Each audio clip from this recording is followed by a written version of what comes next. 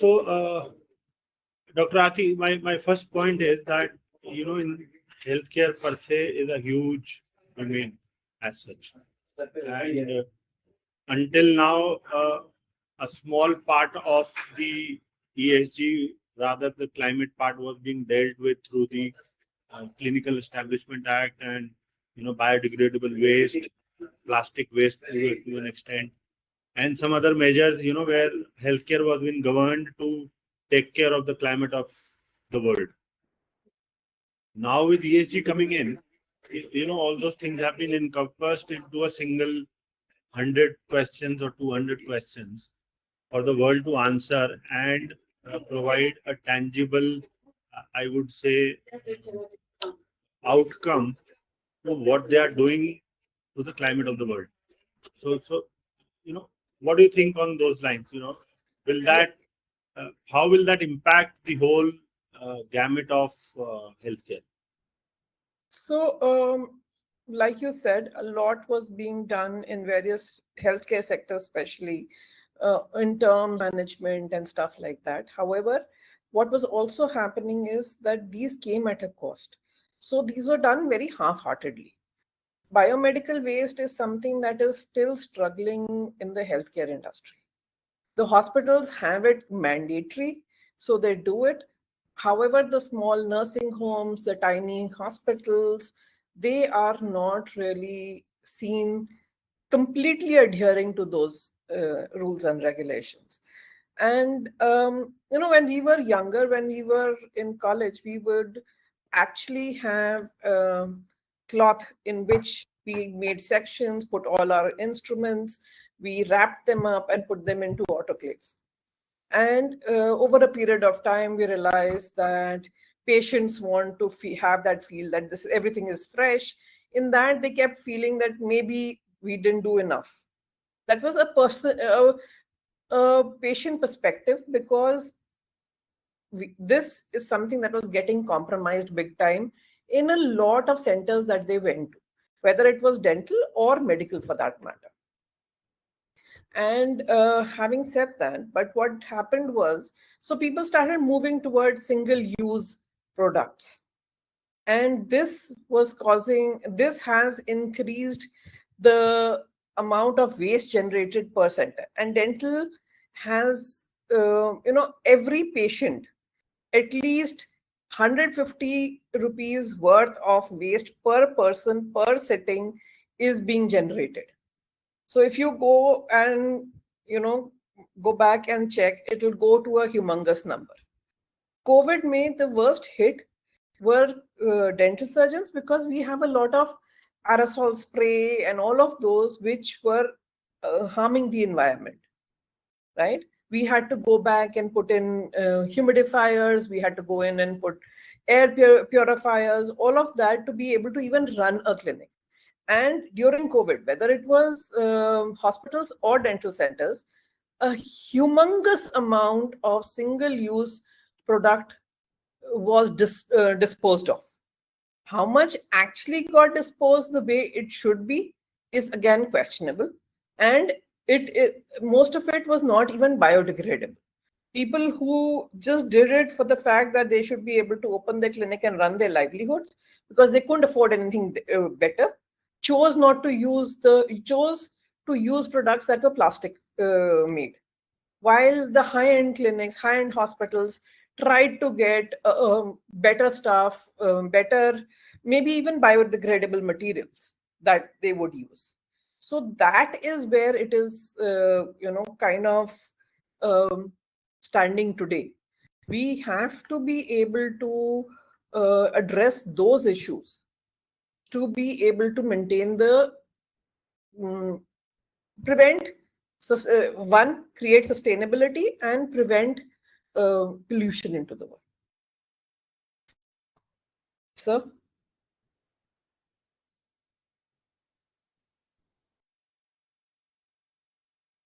Doctor, I would now like to hand over to Mr. Rajiv Kapahi to get his inputs on the same thought process. Thank you, Dr. Aarti. I hope I'm audible. Yes, sir. Okay, thank you. A very good afternoon to everybody, and I think apologies at the outset for starting late. I think because of some technical glitch, but the context I think has been set by Dr. Aarti is definitely one aspect. But the way I look at, I think the entire healthcare space is undergoing a huge spectrum change. Notwithstanding the fact that India has already made a niche for itself in the healthcare space, especially during post or I would say during COVID times, when I think India supplied medicines, or it became, or it came to be known as the pharmacy of the world to over 160 plus countries.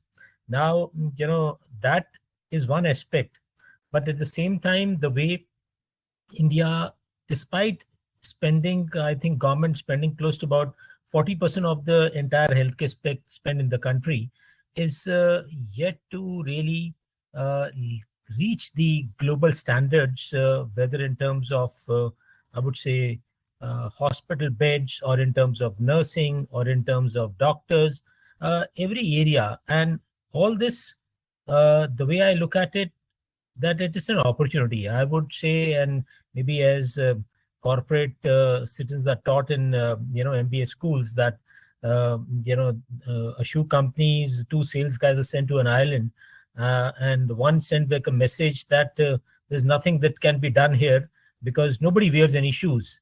And on the other flip side, the second person sent a message, what an opportunity, please send a few containers because everybody needs a shoe here.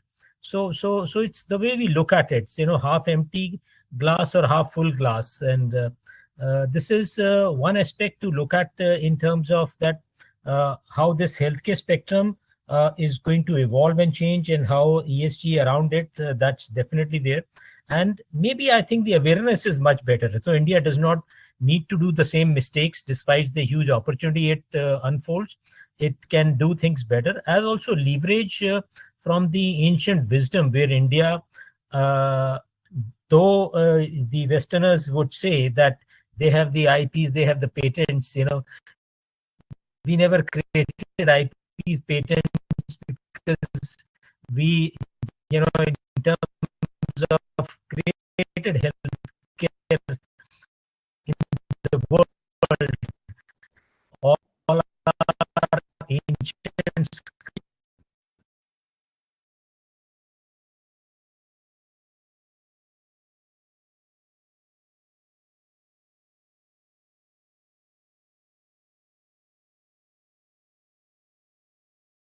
not many people are aware that in COVID times, government really enabled the tele medicine platform, and that also meant that less stress on the traveling, less stress on the already, I would say, difficult to manage the hordes and hordes of population coming into healthcare system, which is definitely not, I would say, in terms of the size, be able to cater to it. And that incidentally is, I would say, the one of the biggest contributions of India, because we are the world's largest in telemedicines, in the world. And that is one aspect, that how do you do it differently? How do you do it in a value adding way? The smart watches which are coming about is changing a lot, no doubt. A lot of these were created in the Western world, because they have also challenge in terms of adequate people manning, and for them this was ease of managing.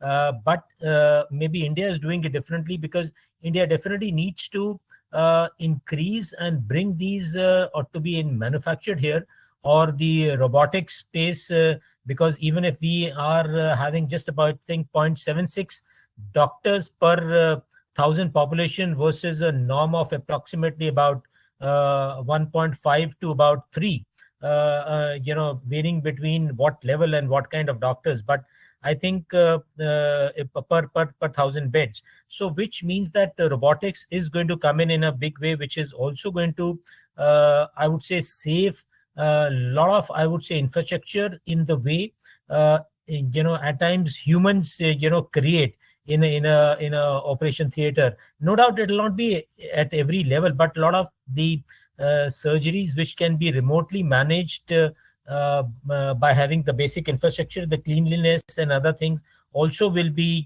much better. And then obviously the virtual consultation, which I said, basis the telemedicine and other things, it is already increasing. So reducing the challenges in terms of the environment is definitely India's differentiated way, and also integrating all this with the digital proficiency which India carries. Not many people know that India, I would say, if it was to pull out all its scientists and others out of NASA's and other places, the US will collapse, because the Indians make up to be so many there. And all this in terms of leveraging to create an innovative approach is the way forward in India. And spending on preventive, leveraging on the ancient Indian sciences of Ayurveda, allopathy, and homeopathy and Unani medicines is also something which is going to reduce the challenge on the chemicalization of the treatment by reducing again the stress on the environment, and because ultimately all those chemicals flow into the rivers or the soil, which also creates a huge challenge. So I think the way I see that, though a lot of lifestyle related challenges, a lot of issues, etc., are creating life threatening diseases, but I think India is doing its bit to ensure that God forbid another pandemic was to arise, it should be in a better position to handle. No doubt a lot of preventive spaces would require differentiated treatment for especially life threatening diseases like onco related space. But at the same time, I think every aspects need to be done in a way relooked at, which is where I would say that by the time another 2.5 decades later, once India completes its 100 years of independence post this thing, it is anybody's guess, because all these pieces are also necessitating a differentiated hub and spoke model, merging of AI based, merging of Internet of Things, merging of analytics to study the patterns, merging of the various ways to move into bit-size descriptive and diagnostic analytics to predictive, prescriptive, to manage the lifestyle, the dietary pieces, the nutrition focus. I think, every area, the way I see, and this is throwing open, the different ways to structure that hospitals may be only required in the journey ahead to manage the acute care, which is with some variations, with home care coming out in its own, versus which will include the remote care, and I think in next 5 to 10 years, the way I see, this part, remote care management itself, will grow from a current, I think, about number of about 150 to 100 $1 billion to maybe 4x, 5x, or even bigger than that in the time. Yeah, sorry. Right. So I got your point that, Yeah. Very valid point that you've raised is about the alternate medicine Yes. and its impact on the climate or so-called carbon footprint. Right. But apart from that, if I may say so, allopathy will always remain probably the game changer, or on a little higher platform as we go forward, and probably for years to come. But anyhow, so I coming back to one more point, in the sense that what is it that the industry as a whole, this is my question to Dr. Aarti, right? Industry as a whole to focus on going forward, post the clinical and the biodegradable waste, in terms of the entire ESG footprint, Lots of smaller terms. Sorry, One. one thing, because the last part, which is the G part, mostly apart from the structured organizations, the G part is a little weak in most of the organizations, right? So how will you, they deal with it, and probably on the second point, Rajiv sir will add from the the G part from the financial angle as well. Over to you. So, if you look before I answer your question, Rajiv, Kapahi sir had built up a very good point on alternative medicine. Definitely, it is a proven method of treatment existing for many years. But what has happened with those medicines is that they haven't refined themselves. What these medicines, the toxicity that was still present at that point, we didn't know that these toxicities were present in these medicines. What we need to do is to be able to have the industry find use of these products, but try and reduce the toxicity levels in these medicines for them to be a little more acceptable in society. Everybody wants an alternative method. Everybody thinks that allopathy is only a symptomatic cure, while Ayurveda is a root cause cure. However, the root cause cure also has enough side effects. For example, the homeopathy has alcohol in it, right? And their liver medicines, the medicines that they give for liver, cause more toxicity than an allopathic medicine does. So I'm not saying that it should not be done. It should definitely be there, but we need to go back and refine that a little bit more. Now, coming to what you were saying, Rajiv, that clinics have gone back, and in our rural areas, if I'm looking at only dental, I will focus on dental for just now. Dental used to have something called amalgam fillings. Those were the dark fillings that we did when we were younger. And they lasted us 20 years, 30 years. They're definitely the strongest material even today. Yes. But they all contained mercury, which was toxic to the body, right? And then they came back with amalgam fillings, mercury-free. Those did not have the same strength, yet they were still done. And unfortunately, fortunately, our rural areas are still doing those. Right? And okay, fine, you are using that. I understand that. Because affordability, because those are treatments that can be afforded by anybody. They don't cost you too much. However, though your clinics have to be able, because you're putting it down the drain, it is going from your drain into the water, from the water either into the soil or lake or river, wherever that water finally is going.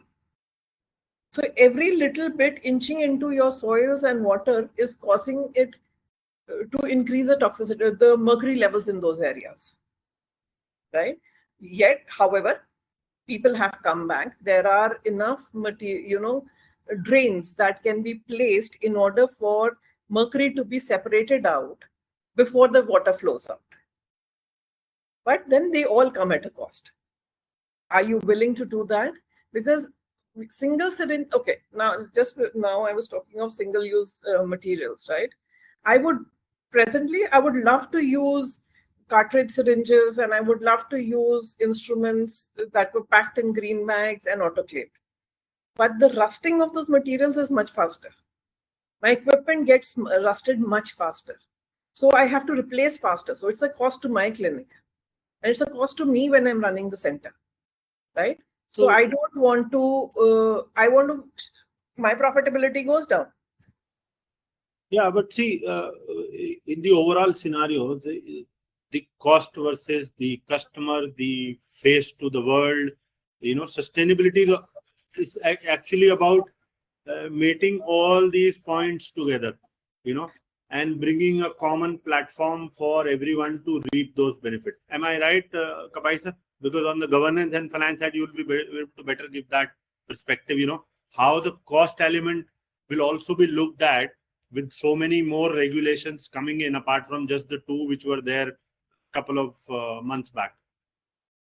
Absolutely. And I think I echo certain concerns around the traditional pieces versus the things. Ultimately it all boils down to, I would say, the governance. And governance is just not making the policies and going after them with a carrot and stick approach. Governance is actually self-governance, which has to come into the day-to-day aspects, and not it'll not happen in a jiffy, because I think the education system of our country, which is revamping, building up the understanding of the social issues, building up the comprehension of that your action is not just impacting yourself but everybody around. And then the governance pieces, whether in terms of the areas which are, as you rightly mentioned, that allopathy, because the Western world has led that. But I think the governance mechanism in our areas of not just manufacturing, but at the same time leveraging, because the way the innovation is moving from generics to, more, biological orientation, which covers the gene therapy, which covers the cell therapy, which covers the, other areas targeting a specific, and not just the rare diseases, but every area, which also has meant that the drug discovery, which earlier used to take between 10 to 12 years, and obviously resulting in multiple other challenges around that, with the new ways of doing things, which has cut down from 3 to 5 years, the clinical research around that again requires phenomenal amount of governance. And I would not say it's just India. I would, because having spent close to about 10, 12 years in the healthcare space, I think the Western world itself needs to be shown a mirror, because they actually positioned a lot of medicines and other things, etc., without having a basis for them. And we all know that there have been independent reports, whether in the cardiology space, which is one of the biggest money spinners for the Western world, that there is nothing like they have been always orchestrating that more cholesterol you have, there is a good cholesterol also. So just because it was cholesterol selling billions of dollars worth of medicines, forcing the medical devices of stents and other things to go in for I would say procedures, and then the other later part of it, in terms of the recouping recovery, has meant so many things. So I think you've hit the nail on the head. The governance mechanism has to cover across the world, and India definitely has the way to show to the world that this is the way it has got to be done. We showed in COVID times, we will show it again, because here we have the best brains, the best doctors, which incidentally, all our medical colleges in the country are just not able to cater to enough seats. And we just saw recently in the Ukraine war also, when it was difficult to get Indian students, youngsters out of that area, because they had gone to do the medicine there. So which also means that the governance mechanism in right from the base level has to be done in a way that we start small and then we grow big. But at the same time, every touch point, it leads to the environmental, social, governance, everything well synchronized. Obviously, with 11 years of, I would say, Mughal invasion, and then the British rule, and then the, some inept governance, I think shows opportunity India to go back to its golden days of when India used to control 1/3 of the world GDP, all with the right governance mechanism. We were the best in class in many ways. So I think that's just a context. But as I coming back to the main point, I think governance in every areas, and Rajiv, you also as a fellow professional, I think can be a great guide in especially the startups. And you see the startups which are coming into the healthcare space, e-pharmacy, fitness, wellness, healthcare, IT, and analytics and home health, and all these areas, with the companies which have grown up in these aspects, like Farm-Easy, CultFit, Tata Digital, Practo, HealthCart, 1mg. All these are where I think the different ways to fund them, provide them, so that a lot of them are not running helter-skelter to compromise on the various parameters, where every piece gets compromised in terms of governance, and then you make shortcuts. So I think I'd love to hear what is the thought process perspective, not just as a senior chartered accountant, but as a person who is a guide and mentor to multiple. What's your perspective on this? See, sir, governance has always been a weak point in probably most of the organizations, and it has always been, relegated the last ladder for the world to see. because it's more about driving the image, the brand, the sales. Those are the main critical areas in probably area organization apart from healthcare. So that's been the norm for large corporates, for middle corporates, for small clinics, or wherever you may call it. Right? So this gets me to a point, where what is the kind of risk these organizations would face probably with this new large gamut of sustainability related reporting, because it's not just about reporting you have a policy, yes and no, but actually implementing it from a larger perspective of two angles. One, of course, the patient, which Dr. Aarti would like to elaborate, and on the second side, the finance, because today green funds are there, more investors are looking at more green ways of functioning in the world, so fair, probably you will add more value to that. So maybe Aarti could answer the first point, and then you could take on the second one. With ESG being implemented, and I'm not saying it shouldn't be 100% implemented, these things, the cost of treatment for a patient will definitely go up. What you can, a root canal that you get today at about 4,000 rupees will go up by 8,000 rupees. Because the investor, the owner will go back and take cost of everything that he's putting there, right? Sorry to interject you. In my interaction with smaller clinics over the last about 4 or 5 months, your point came up very validly, that if we start implementing all the ESG angles, the cost will shoot up like anything.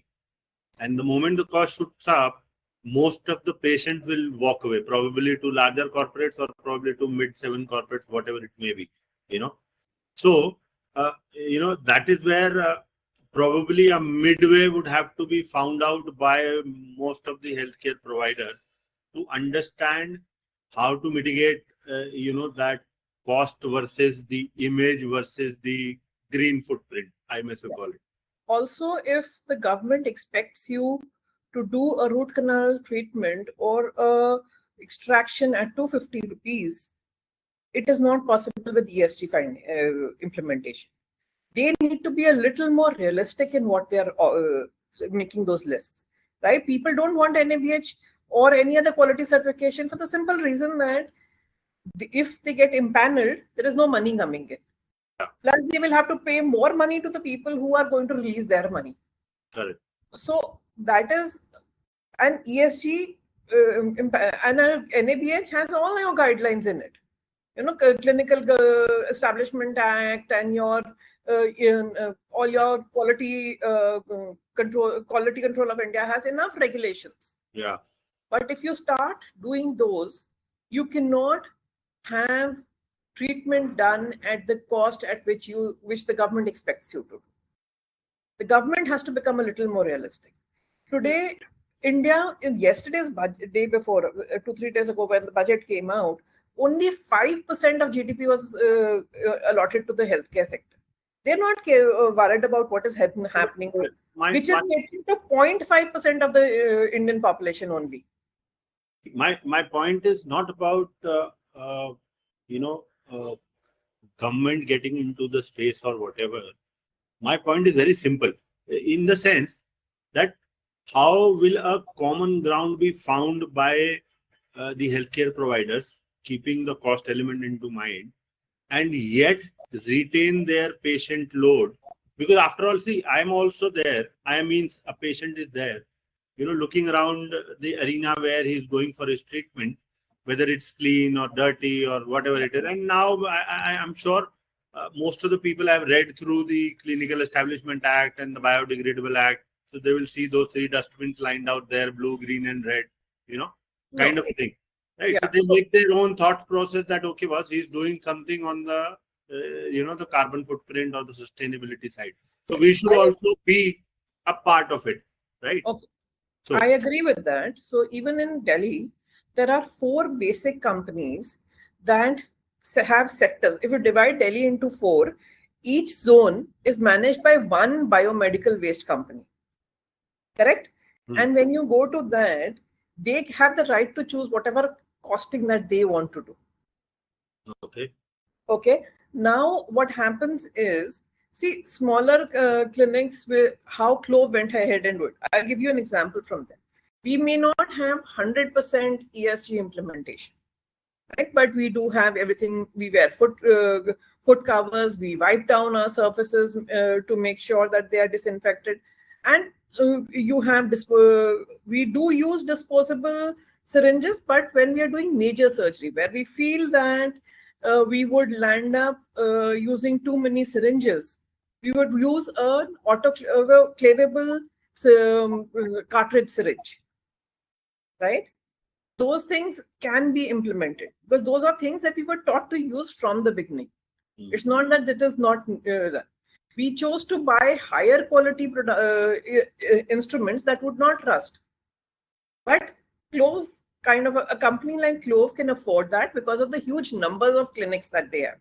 So the costing comes down. While if I look at, let's say, a standalone clinic of Dr. Tarun Giroti, let's take an example. I'm not saying that he will compromise. He is a high-end doctor. He will have everything in place. While a clinic somewhere in maybe Shakur Basti or one of these places may not be able to afford those kind of things. So he boils his instruments in a pot of water and reuses. Unless we are clear on guidelines and are strict, that you would not get your registrations, whether it is shop and establishment registrations or whichever it is, if you don't have these basic things in place, only then we can stop that. Got it. So what do you think, Kapahi sir, on the point of probably adding more shareholder value or the world perspective towards being a greener healthcare establishment? See, I think, in my opinion, and this is, there is a lot of independent studies also. The future of healthcare lies in innovation. Obviously, one aspect which is true, what Dr. Aarti said, that you cannot supply the same quality with the other costs which are yet to be incurred, and then that also creates somewhat a stress and a challenge that itself is tight, and then further incurring costs, which is ultimately leading to. So innovation would be necessitated in every aspect. Like I said, that first is getting into the I would say curative stage, or doing an implant, or doing some prosthetics, or doing some other aspects which would be maybe defined by more precision basis certain inputs which have gone in, which is given a better, I would say, analytics, so that it can become more precise, versus spending 2 hours on a procedure. It may require only half an hour. So that innovation would necessitate a right balancing of the cost, etc., provided the other things don't really undergo a huge change, though analytics will require certain additional cost. So increasing use of AI, ML technologies are ultimately going to drive the better realization in the entire healthcare space, and also not necessarily incurring the same costs will drive better shareholder value. And maybe a lot of things which are today restraining would also mean that the remote management, running the so many cares from the hospital at home would be again coming into play, versus incurring the air conditioning and the other huge overheads of larger facility and other things, etc., with remote management, which will also drive incremental plus, because the demand is there. The dearth of infrastructure is a challenge. So setting up a hospital versus setting up an ICU at home may require a very different ball game, and maybe at a cheaper cost. So all those pieces are innovative bases, and I've seen multiple startups working in these areas, multiple companies. Like I met I think about a week back, somebody who has touched at least about 40,000 patients, giving them ICU care at home. Max is interested in them, Medanta is interested in them, Manipal, Apollo, all are looking at that, how these guys are doing it so efficient. So what I'm trying to give a perspective is that all this will value add versus incurring a huge capital cost, because I've always believed that there should be a capital efficient, profitable growth. You can't just keep incurring, and shareholders look at that, investors look at that. So I think that is there, but at the same time, as I personally feel that there has to be a sense of a balance, in all these scheme of things, as also belief in I would say the new ways to do things, and then who owns the problem. That is going to be important, because then the ownership mindset comes in, and then do partner, do collaborate, and all this will mean a very differentiated way of healthcare. As I look at, it would be much different, and I'm visualizing multiple changes in all these, which will ultimately drive a better shareholder or stakeholder value in every area. So that's my perspective, but open to other deliberations. No, your Can I say point is something? absolutely valid. Coming to my next question, which is actually partly answered with what you said. No, see, technology is an inevitable entry into any space, and including healthcare. And the moment you put technology, you put ease of working, probably from the patient side and from other sides. But otherwise, if you see the obsolescence attached to technology, coming back to ESG and the technology part, won't that add more burden of disposal, change, reusable, probably CT machines or any other diagnostic tool, so will that not hamper what the plain Jane ESG is right now looking at? See, let me add that perspective. Very fair ask. Again, there are no right or wrong answers here. The reason is that, and let me give you a context. Having set up Max Healthcare, I used to wonder that why doesn't a patient become, recovers fast after the procedure is done, then he's in the ICU. And you would not, till that time, I had not seen the Harvard medical study, which was, there or other, that the hospital-induced infections are much more, which create more challenge for patients than this thing. So I would say, again, there are no right wrong answer. That's the reason that there is no perfect science. We are known as innovators. We know it's not a question of being a jugadu, as the word goes for India.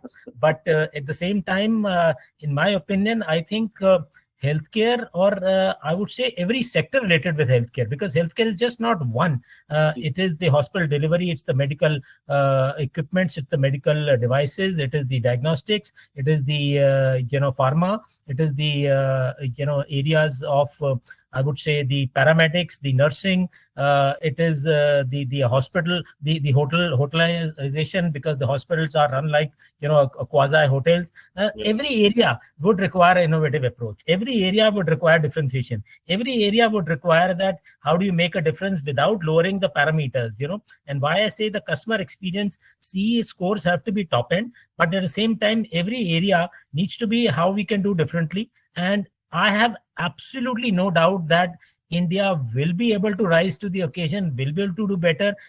Cost and other things are all contextual point of time. We know frugal. We know how to do work with more with less. So I am not looking at with skepticism. I'm looking at with positivity and seeing that how do we work together and see that it makes a difference. In between, for a short time, a blip maybe. There could be some cost increases somewhere here and there, but at the same time, let's go back to the basics. We've shown it in generics. We need to show it in every other area of healthcare vertical is what I would say. And that's where I see India taking the lead and showing the world that the next 10, 20 years is Indian healthcare is going to take the world by storm.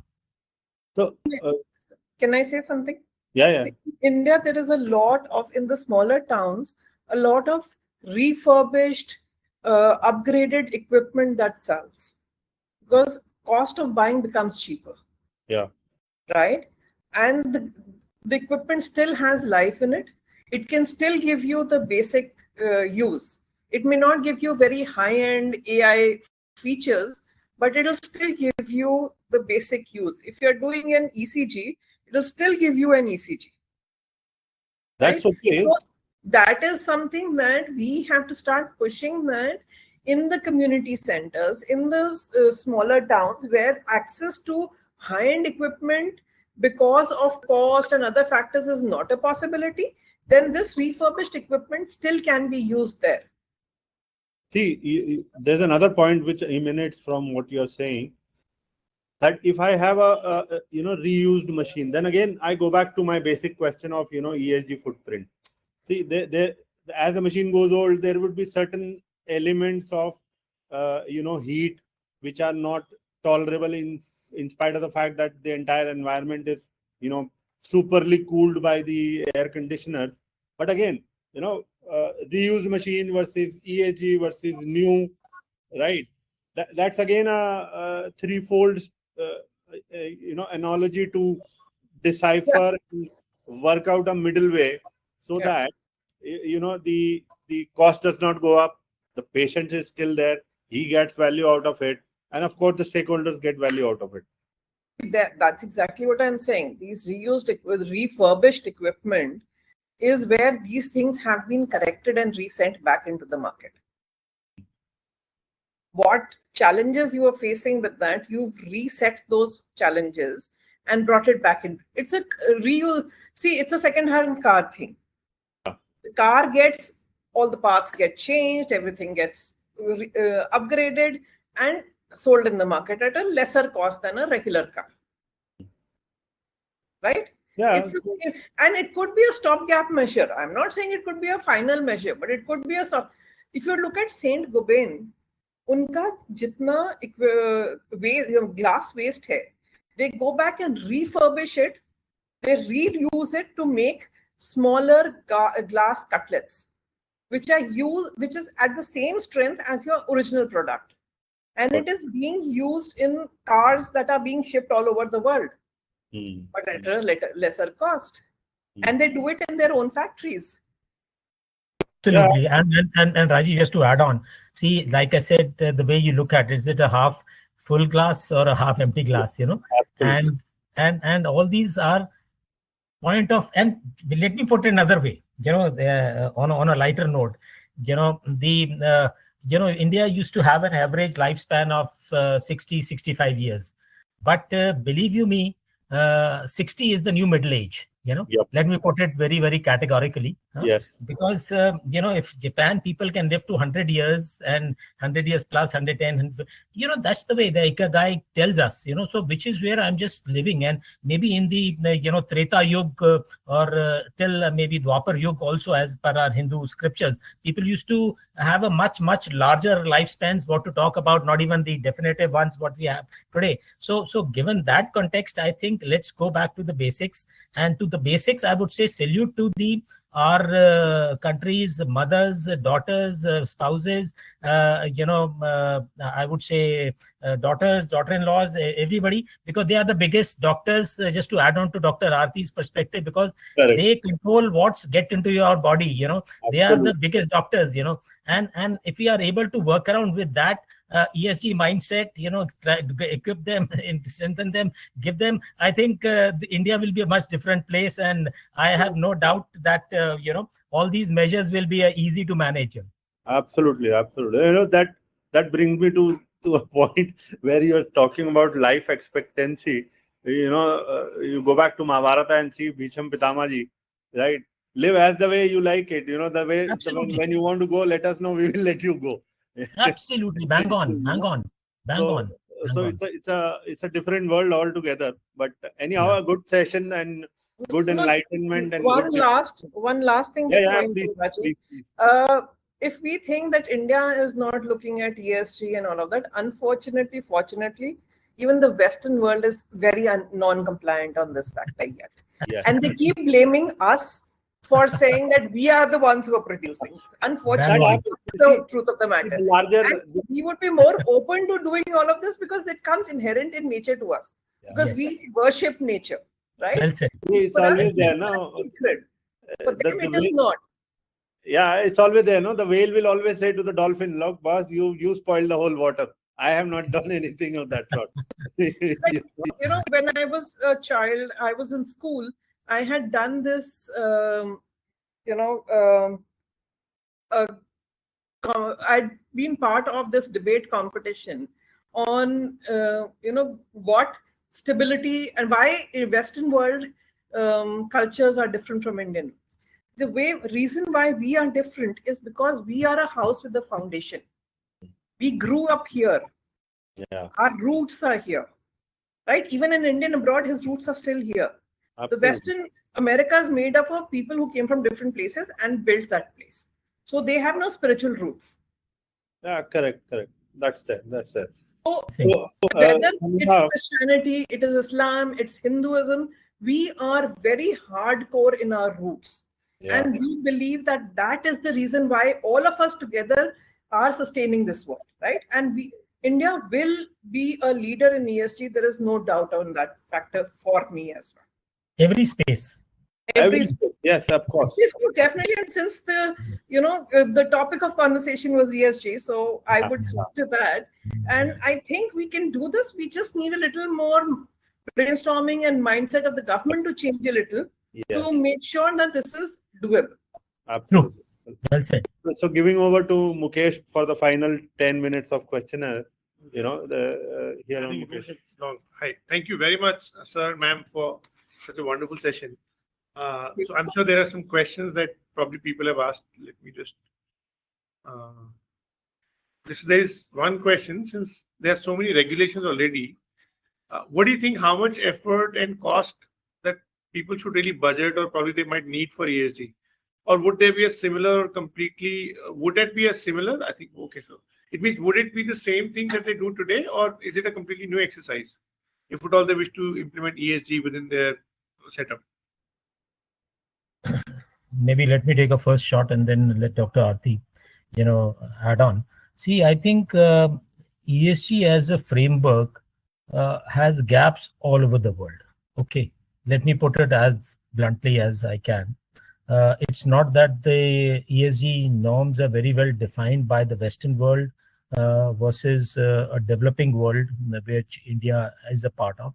But the fifth largest economy in the world and soon to be, in the top three, I think we have an ownership here, which is where, because a lot of countries which are upcoming, whether Asia or Africa or maybe even South America also, are looking at. So definitely the norms definitely need to be set, but at the same time looking at two aspects. One, let's not copy paste, everything.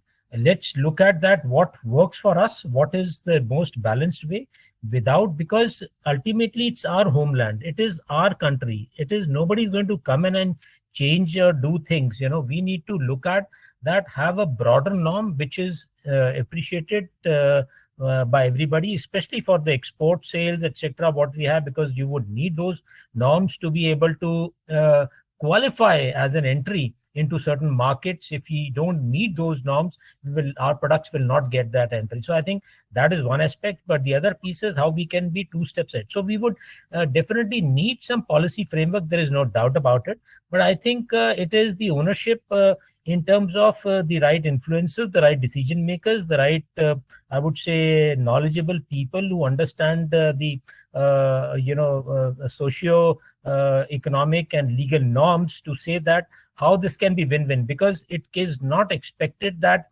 a multinational corporation or a big business house versus an entrepreneur or a small practicing doctor or I would say a nursing home, or even in the case of a small pharma or the device or the other manufacturer, to be able to incur the same cost or same pieces, whatever are the things. So it will have to be a very balanced approach, and that's the reason the policy pieces would need to drive an equitable and the right mindset, so that we don't throw the baby out with the water.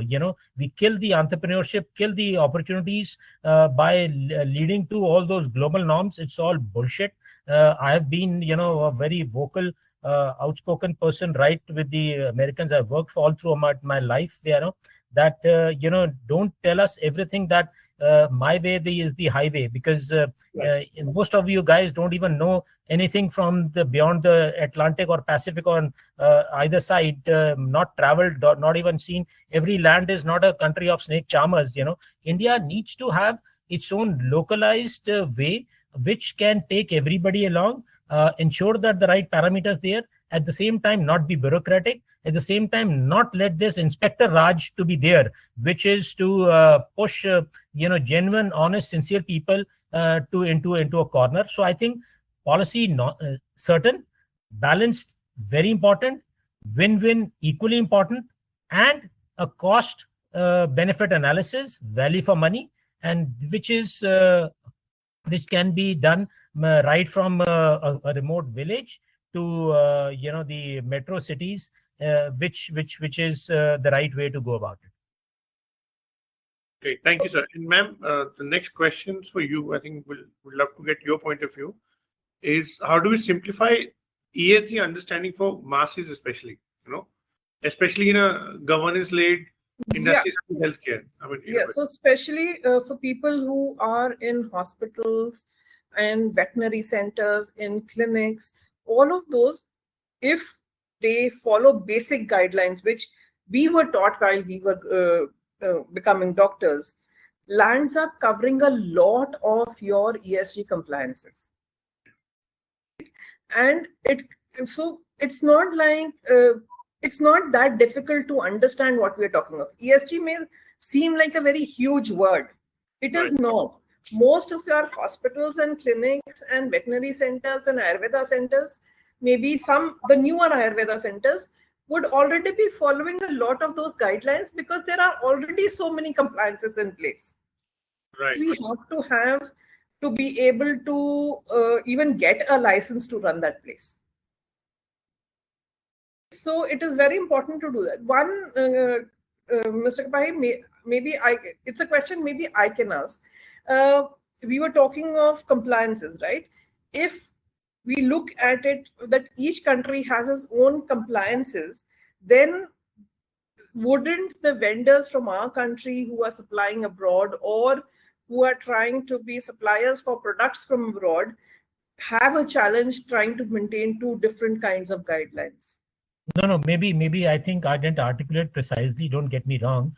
I think what I stated was think global but act local. Yes. You need to have the norms which are there in terms of, for example, exports, everything which are in line with the global norms which are there. But at the same time, don't squeeze anybody and everybody to be I would say in a way that they incur the same expenditures what could be required for them, because to run in this country, everybody doesn't need to export, everybody doesn't need to send every material outside. There is something which is a via media. So I think that's the perspective which I'm wanting to share, that it has to be a very balanced approach from a single practicing maybe a dental practitioner to a clinic led approach could be very different, and he needs to have the basics, but it doesn't need that he need to have the same parameters of a chair or the same parameter of instruments and all that. So like I said, think global, act local, wherever it is there, and that's the right balance approach we need for India. And it's important to take every citizen forward, because we are as strong as the weakest link in our team. And I would say that everybody needs to be taken care, right from a laborer to the billionaire. Everybody needs to have has a right to live, and a very balanced approach in everything is what my own humble submission is. Thank you. Thank you very much, sir. Thank you very much, ma'am. Thank you very much, Rajiv sir, for getting the session going. Really looking forward to many more. Probably this is just a start, I believe. Pleasure. Thank you for inviting us. Thank you very much. Thank you for your time, and thank you. thank you. Bye bye.